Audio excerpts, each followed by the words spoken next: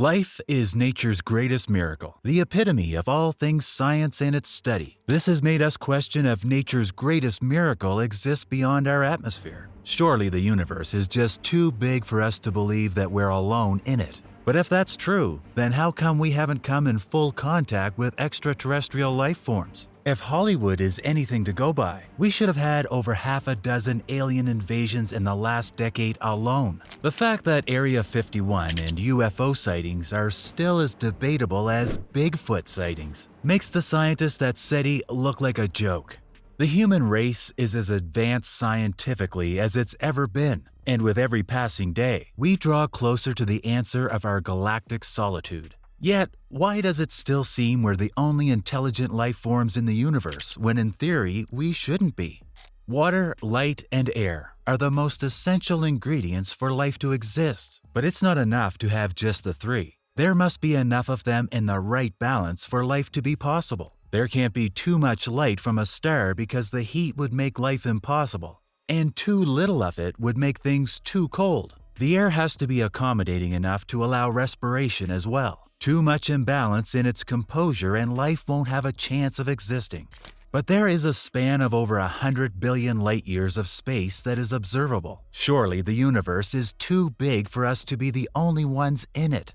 In theory, yes. Many scientists not only support but also believe this notion that we aren't alone in the universe. And this idea is condensed in an equation with a series of variables called the Drake equation. No, not that Drake. This is Drake, the late Dr. Frank Drake. In his equation, he factored in things like how many stars have planets, how many of those planets have life, and how many of those life forms are intelligent enough to build civilizations capable of space travel. And with that formula, he arrived at 10,000. So hypothetically, there are 10,000 alien civilizations capable of space travel.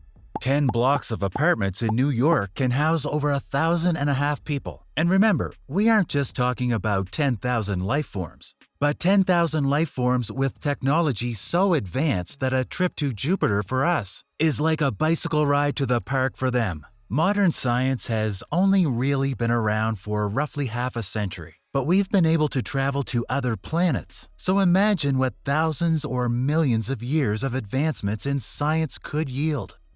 But somehow, a universe with 10,000 space-traveling civilizations hasn't passed by Earth or let their existence known to their galactic neighbors.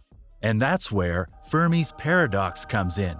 There are too many intelligent life-form civilizations in the universe capable of interplanetary travel for our galaxy not to look like a scene out of Star Wars by now. But apparently, that's not the case, despite our universe being more crowded than the Bronx suburbs. But since that fateful night in Los Alamos National Laboratory, there have been several other theories that answer this paradox, and they make the conundrum seem less and less irrational the more you think about it. One hypothesis is the zoo paradox, which theorizes that alien life forms do exist with the capability to visit us, and are just observing us from a distance without interacting with us. Kind of like how tourists stare in amazement at dolphins in an aquarium. As crazy as it may seem, this is low-key plausible because it's not alien nature to explore and conquer and venture into the stars. Well, at least we don't know that. Our assumption that aliens desire interaction and conquest with other life forms stems from mankind's history. And if there exists a race with technological advancements, possibly millions of years ahead of us, the last thing we should expect is for them to behave like us humans. So maybe they have a moral conduct that preaches allowing inferior life forms to thrive without them meddling in their business. Another possibility is one that might not be the most intriguing, but makes too much sense not to consider. What if civilizations other than ours do exist, but before their technology can reach a point where they can visit other extraterrestrial planets, they destroy themselves? What if there is a big filter in place to stop other life forms from reaching us, and likewise, us to them?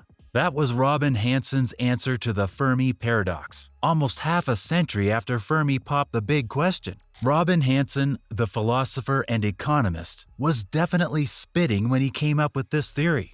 This theory makes more sense the more you ponder about it. Take the human race, for example. As much as we've never been far ahead with our modern marvels, we are also closer to the brink of self-annihilation. All it would take would be the push of a button to start a self-destructing nuclear war, and the human race could be extinct in less than a week.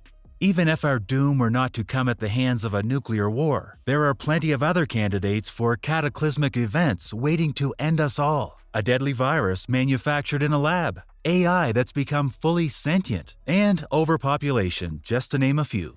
But the thing is, the canon event that the theory suggests can happen at any time of a planet's history.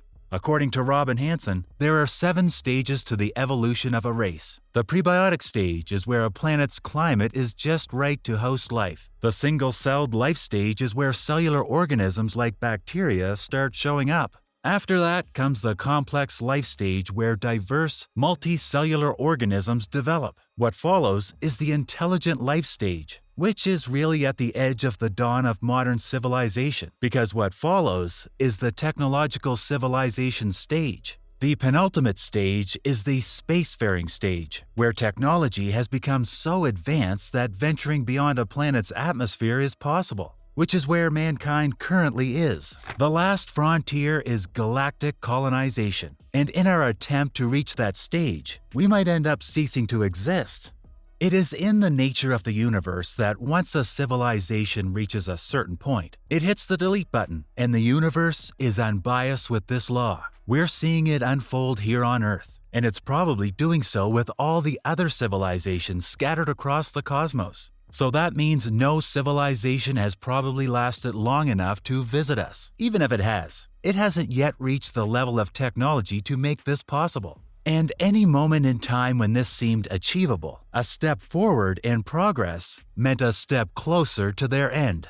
But one thing the big filter fails to point out is when exactly the world-ending event occurs. Which of the stages spells imminent doom for a planet? And the answer to that is whenever the time is right, really. Planets are subject to asteroids, black holes, implosions from dying stars, and so many other events independent of it. So some planets had life die out not because of anything they did, but the mere chance that a life-threatening event happened close enough to indeed be fatal to life there. But here's where it gets more interesting. This is a filter and not a barrier. And filters are permeable and can be passed through, but barriers are not, so it's not absolute. What I'm driving at is, this doomsday event isn't canon, and there exists a chance that some civilizations may not experience it or have avoided it. Now, the existentially troubling question now is, have we avoided our doom and passed through the great filter?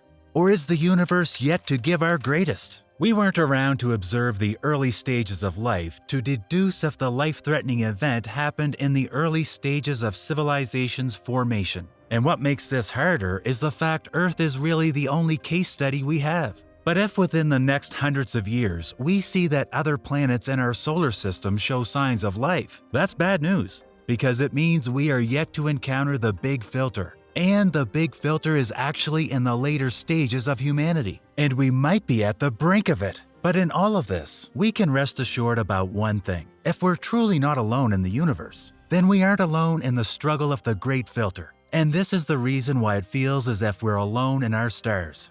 The universe is working overtime to keep us isolated and away from each other. Is there really any thrill in that? Well, if our neighbors don't plan on being friendly visitors, it's best they haven't found us yet.